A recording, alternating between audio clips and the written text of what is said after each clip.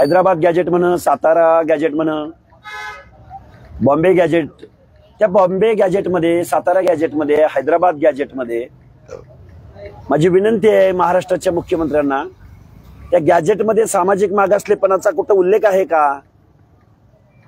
त्या गॅजेटमध्ये ज्या नोंदी असतील नसतील त्या कोणत्या परिप्रेक्षात, म्हणजे कोणत्या हेतून केलेल्या आहेत, याचं उत्तर मुख्यमंत्री महोदय देऊ शकतात का? बरं, द्यायचंच म्हटलं उत्तर, काढायचाच म्हटलं GR, तर तो GR काढण्याचा मुख्यमंत्र्यांना अधिकार आहे का? दिला कुणी अधिकार? या प्रश्नाचं उत्तर आम्हाला मुख्यमंत्र्यांकडून हवं आहे. कारण जस्टिस रोहिणी कमिशननं एक जजमेंट दिलेलं आहे.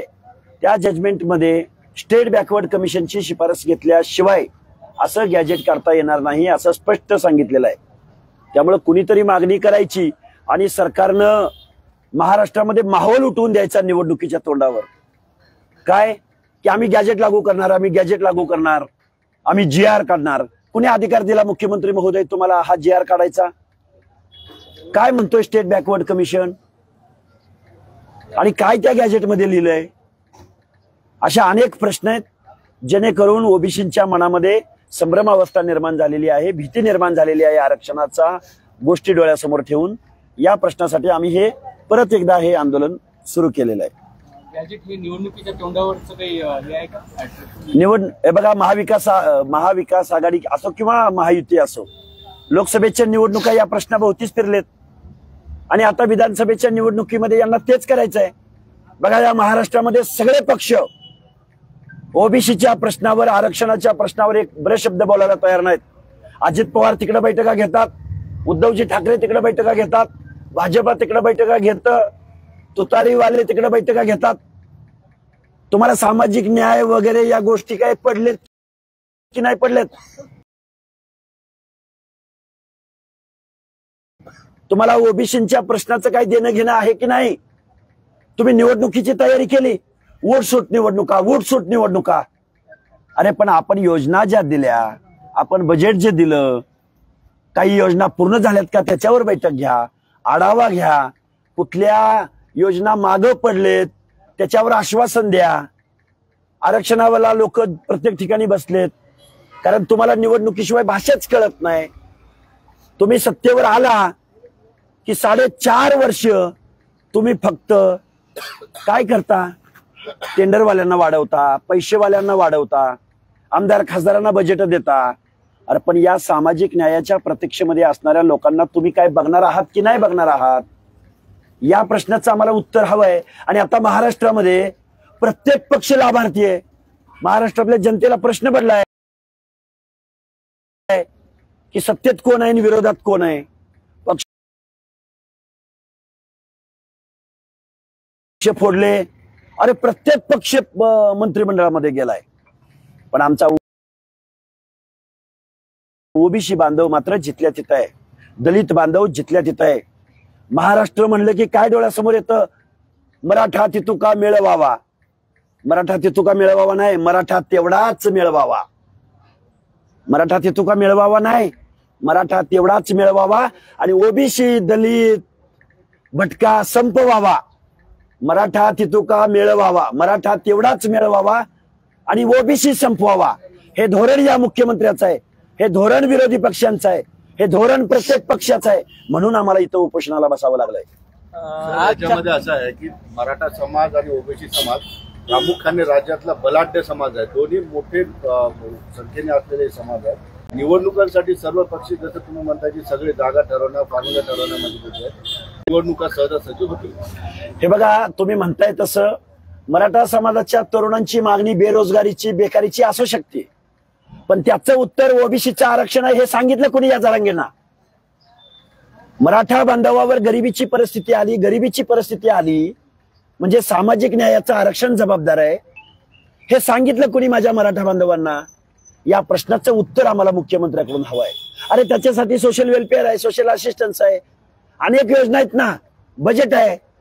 जे म्हणून आमदार खासदार रिपीट अगेन निवडून गेले, जे म्हणून सरदार वतनदार आमदार खासदार मंत्री मुख्यमंत्री झाले, हे जबाबदार आहेत या गोष्टीला. या गोष्टीला जबाबदार अशोकराव चव्हाण आहेत, शंकरराव चव्हाण आहेत स्वर्गीय. या गोष्टीला पृथ्वीराज बाबा चव्हाण जबाबदार आहेत. या गोष्टीला शरदचंद्रजी पवार 1000% जबाबदार आहेत.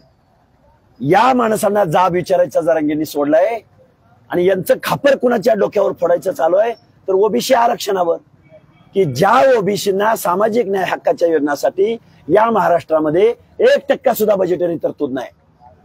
जरांगे पाटील, तुम्ही उद्या आलाच ओबीसी मध्ये, काय मिळणार आहे तुम्हाला 1% बजेटमधनं? चोर सोडून संन्याशाला फाशी देताय तुम्ही. चोर सोडून या आमदार, खासदार, कारखानदार, हरामखोरांना बाजूला सोडून तुम्ही ओबीसीच्या बांधवांना शिक्षा देताय, ज्याला अजून घर मिळलं नाही, ज्या भटक्यांना अजून पालामध्ये राहतात. अरे जरांगे, लाज वाटली पाहिजे आपल्याला आणि आपल्या ह्या अशा आंदोलनाची भाषा बोलणाऱ्या माणसांना. उपोषणाला काय बसताय? आम्हाला खूप छान वाटतंय म्हणून इथं आज उपोषणाला बसलो का? तुमचं 6वं उपोषण आहे. 6 उपोषणामध्ये तुम्ही मागण्या बदलत गेलाय. आमचं 2रं उपोषण आहे. आमचं आरक्षण वाचवण्याचं उपोषण आहे. कुणाला शिव्या देण्याचं नाही, कुठल्या जातीला नावं ठेवण्याचं नाही. आम्ही जातीय अभिनिवेशाची भाषा बोलत नाही, आम्ही प्रवर्गाची भाषा बोलतोय, 450 जातींची भाषा बोलतोय.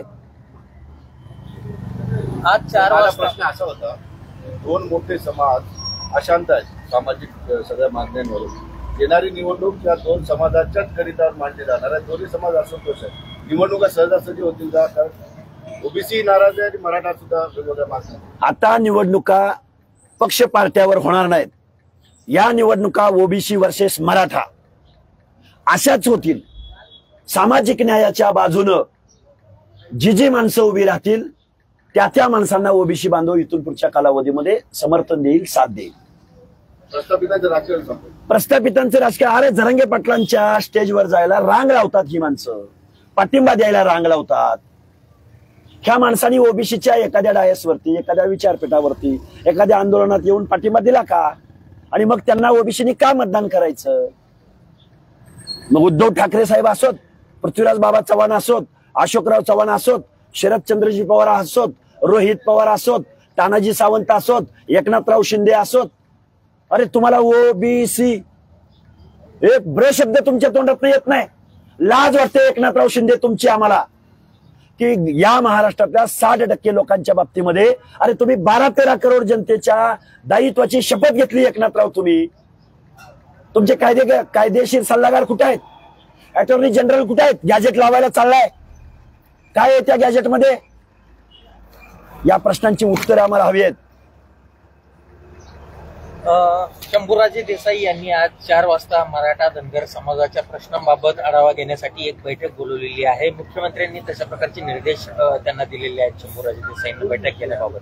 बैठक घेतल्यानंतर काय होणार आहे? या बैठका म्हणजे ढोपराला गुळ लावण्याचा प्रकार आहे. सरकार फक्त प्रत्येक आंदोलनाच्या नेत्यांना, त्या उपोषणकर्त्यांना ढोपराला गुळ लावतोय आणि बस घे चाटत म्हणतोय. साध्या सोप्या भाषेमध्ये, अपिलिंग भाषेमध्ये बोलतोय. ह्या शासनाला काही पडलेलं नाही. सत्तेमधून पैसा आणि पैशामधून सत्ता, टेंडरवाल्यांना आणि 2 नंबरचे बोगस धंदे करणाऱ्यांचं प्रोटेक्शन करणारा हा मुख्यमंत्री आहे. त्यामुळे यांना काय सामाजिक न्यायाची डेफिनेशनच माहित नाही या लोकांना. रिझर्वेशन का दिलं जातंय, कुणाला दिलं जातंय? रिझर्वेशन म्हणजे काय? रिझर्वेशन लाभाची योजना आहे का?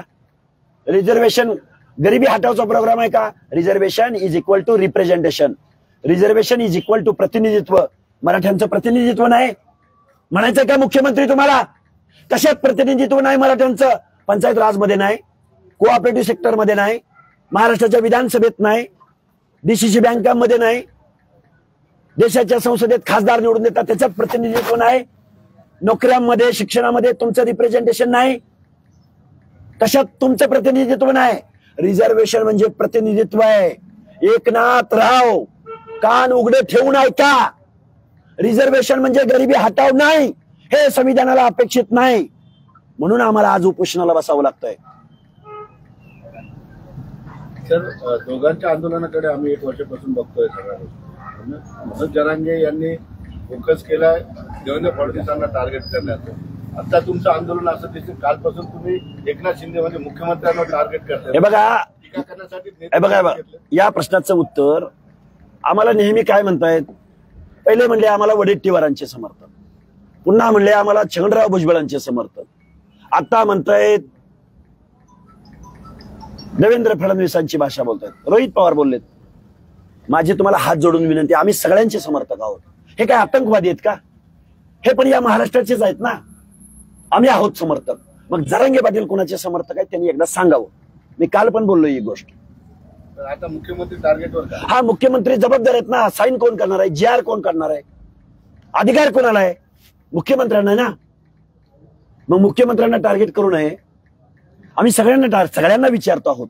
कुठल्याही पक्षाच्या अजेंड्यावर ओबीसीचा प्रश्न येत नाही. कोणीही, अरे ज्या वंदनीय बाळासाहेब ठाकरेंच्या शिवसेना वाढवण्यासाठी ओबीसी भटक्या विमुक्त जाती खपल्या, बाळासाहेबांनी आमदार खासदार केलं ओबीसींना विजयंतीला, तेच उद्धव ठाकरे शिवसेनेच्या शाखा प्रमुखाला बाकीच्यांना संधी देतात. पण आमदार खासदार मंत्री व्हायची वेळ आली की हेच उद्धव ठाकरे आता मराठ्यांना संधी देतात. अरे पण आमचा उद्धवजी ठाकरे साहेबांवर ओबीसीच्या बाजूने तुम्ही बोलणार का नाही? शिवसेनेमध्ये ओबीसीला डावललं जातो असं तुमचं म्हणणं आहे? शिवसेना फक्त झेंडे लावायला, शिवसेना फक्त गमजा गळ्यात घालायला, शिवसेना फक्त दसरा मेळाव्याला गर्दी करून त्या दसरा मेळाव्याला तिथं जायला. पण आमदार खासदार व्हायची वेळ आली की तुझ्याकडे पैसे आहेत का? तुझ्याकडे 20 कोटी रुपये आहेत का? काय चाललंय राव हे? हे वंदनीय बाळासाहेब ठाकरेंचे हे विचार होते का? या प्रश्नाची उत्तरं सुद्धा आम्हाला हवी आहेत.